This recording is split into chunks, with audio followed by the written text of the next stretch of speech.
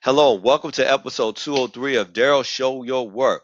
So, in this episode, I'll be using the Splunk SIM tool to investigate an attack scenario that was captured in the system monitoring logs. All right, but before I get started, I want to remind everyone to please take full advantage of the very last day of INE's discounted exclusive offer to the AI Security Specialist certification. All right, and that comes bundled with discounted and exclusive access to the related learning path, to the exam voucher, and also 3 months of premium access to their full library of red team, blue team cybersecurity learning, which range from penetration testing and different variations of that, whether it's a junior level, senior level, mobile, web, and also on the blue side, you have digital forensics, system administration, and incident response, and several other cyber subject matters. All right, so to take full advantage of that, go to get.ine.com/Daryl. Scroll down a bit, you'll see that bundle, and I promise you, you will not be disappointed with the hands-on skills you walk away from that are high in demand by today's cybersecurity employers. All right, so to navigate to Splunk, I have to go to where it's being hosted here. So I'm going to open up my web browser. All right. And say HTTP localhost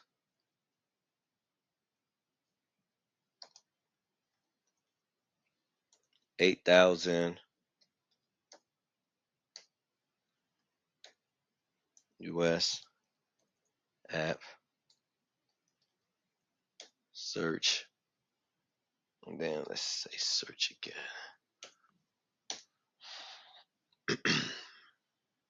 All right, there we are. Let's see, let's get rid of this so I can have a much fuller screen here. All right, so from here, yeah, it looks like I'm already here. So I'm going to switch where it says last 24 hours to all time. All right, so we're going to look at all possible logs and not just within the 24-hour time period. All right, so next I'm going to enter in a search query that's going to fetch events for all indexes, and then refine my query from there. All right, so I'm going to say index equals, and then give it a wildcard, an asterisk. All right. All right, so we can see if we look up here at the top, there are 4,000, excuse me, 4,888, 4,881 events displayed here. All right, so from here, I want to be able to identify any sort of parent-child process or relationships. All right, so I'm going to add on to this query and say event dot system dot event ID. I'm going to say equal to 1. And then see, add a parenthesis here. Then event dot event data dot image.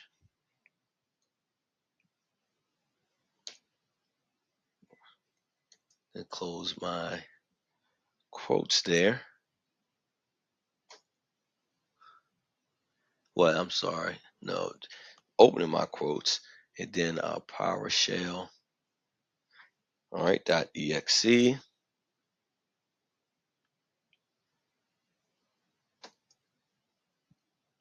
All right, and event dot event data dot parent event data. Let me fix that.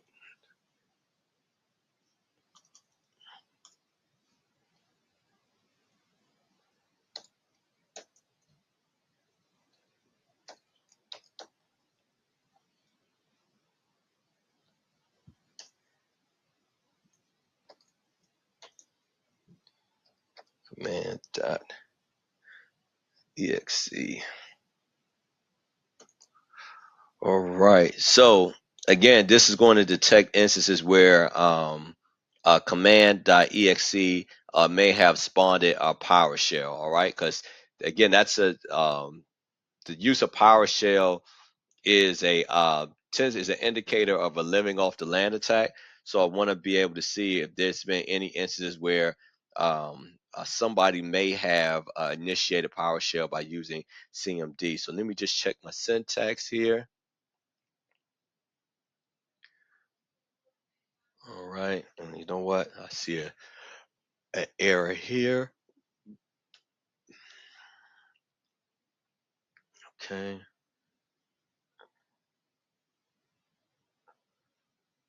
Okay, so I didn't like something. Let me see.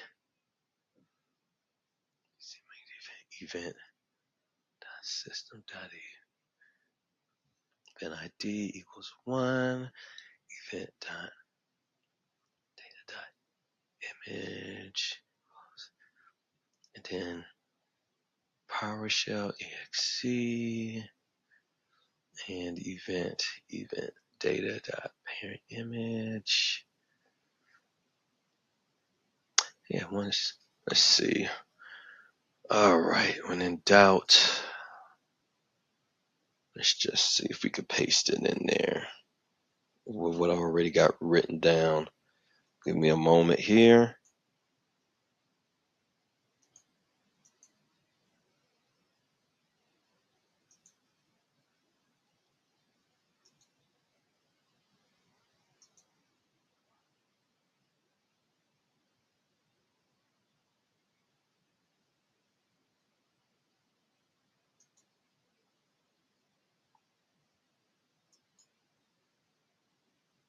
All right, now let's see. Okay, let's look it up now.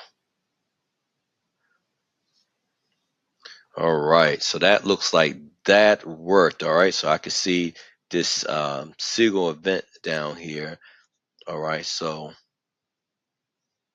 let's see. I want to let's go to event. All right, we have several different fields here. I want to find the event data command line. All right, let's click right here.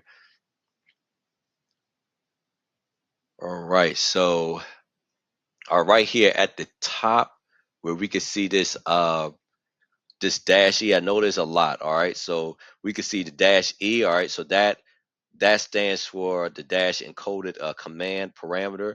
All right, this indicates that the PowerShell command is based on base 64 encoding. All right, so this lets me know that indeed that PowerShell was used to not only CMD was not only used to execute PowerShell, but whatever was being ran with base 64 encoding. All right, now I want to be able to identify any sort of process creation. So I think for here on out, I'm just gonna, instead of just wasting time trying to type out the syntax, I'm just gonna um, try to paste what I have here. Give me a moment.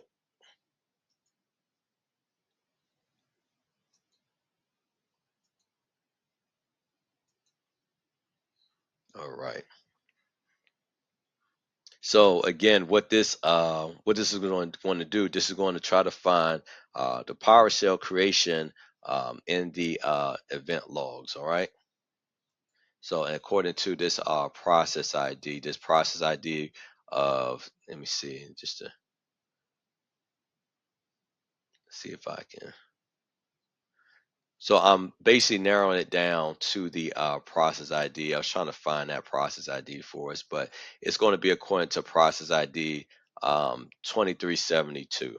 All right, so this is going to, again, is going to find a PowerShell process creation in the event logs. All right, so from here, let's go to, on the left side, we have this one record up here. All right, and I want to look for process ID. All right, right here. All right, so within the process of ID, we can see um, that one was created, or the process was created. That process is 3628. All right, and if I go to let's see, let's go to the user. Let's see what user information we can find. Where are you? There we go. Okay.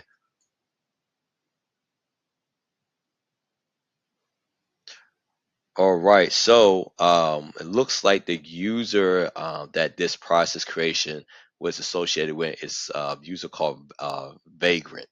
All right.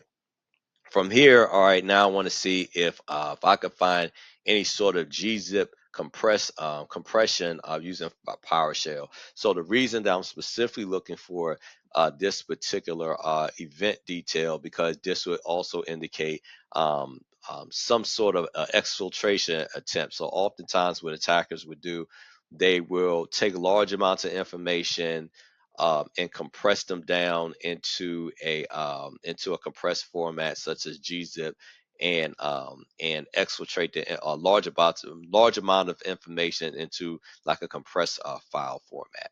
All right. So, all right, give me a moment here.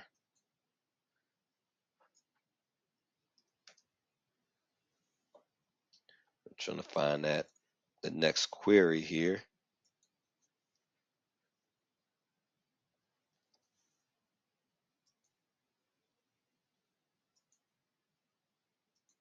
All right. So let me just highlight all of that, and I'm going to just paste this over here. All right. So again, what this is going to do is it's going to help to find evidence of payload compression.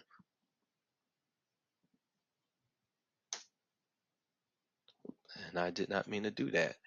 All right, hold on. Let's just get rid of all of this here. All right, and then let's run this query. All right, so we do have appears to be an instant here. All right, so if I want to get more information, let's go back to the Event.Data.Command.Line field. All right. Now, what I'm looking for, if he in here, let me see.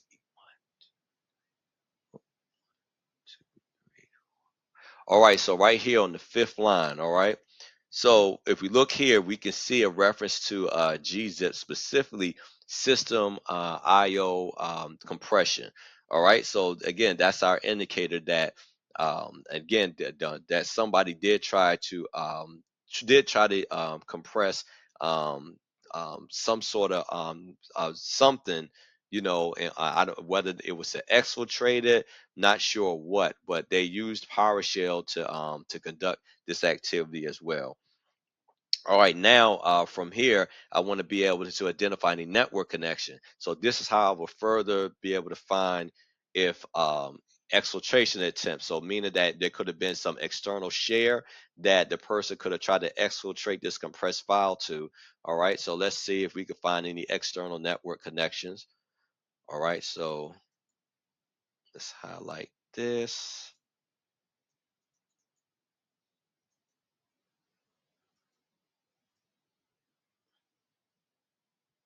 All right, and then give me a moment here to paste in the next query.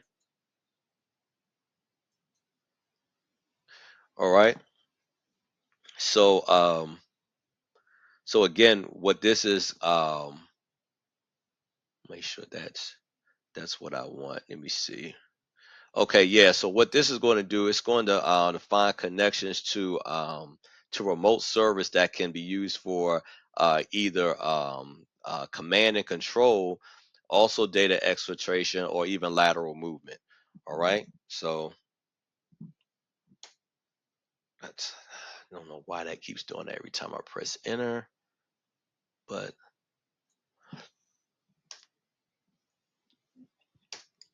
all right, let's run that. Let's see See, it doesn't look like. Okay, no, that's fine. Okay, there we go. All right. So if I go to destination IP here on the left, all right. Let's see what comes up. All right, so it looks like the destination IP was 192.168.56 uh, uh, .4. And I also want to see what the destination port is as well. So if I click down here, I can see that the destination port was 4444. All right, so it looks like there is some sort of external connection that's attempted to be made. So again, not necessarily knowing what the purpose here, but if I had to guess, given with the whole file compression thing, it's more. It seems like more than likely a data exfiltration type of thing going on rather than command and control. But let's do some more exploring. So now I want to be able to find any instance of file creation. All right, and this will help determine if if any sort of malware or anything else may have been created. So give me a moment here.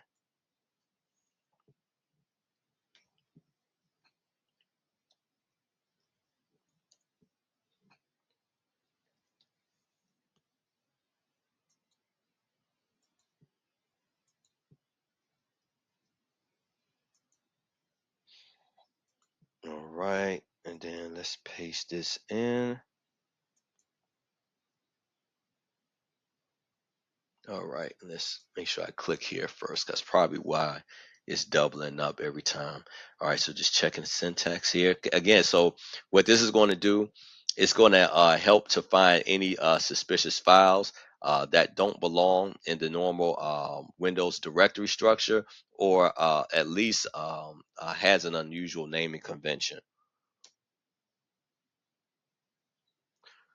All right, so we could see a bunch of potential candidates here. All right, so if I go look through here a bit,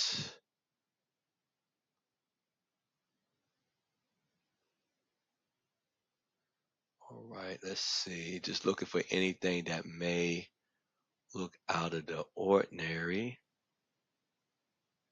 All right, right here. All right, so more than I'm looking through here, so more than likely, um, the newly created file that I'm looking for here is this hackerstuff.txt. It kind of gives itself away here, all right?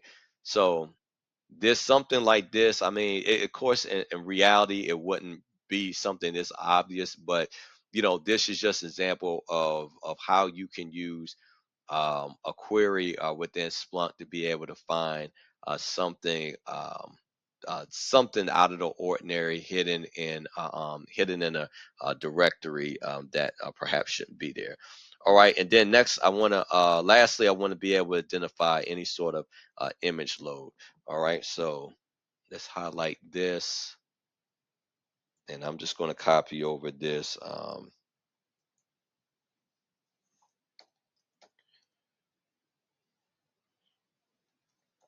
And then paste in the next query to find what it is I'm looking for.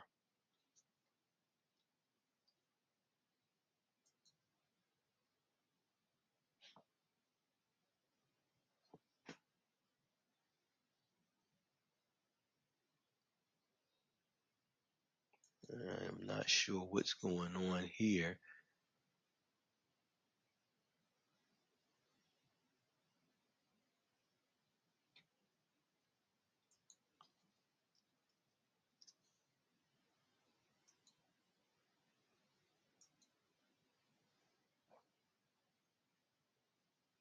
Oh, I see. All right, hold on. Give me a second. So I thought it was in the wrong place here.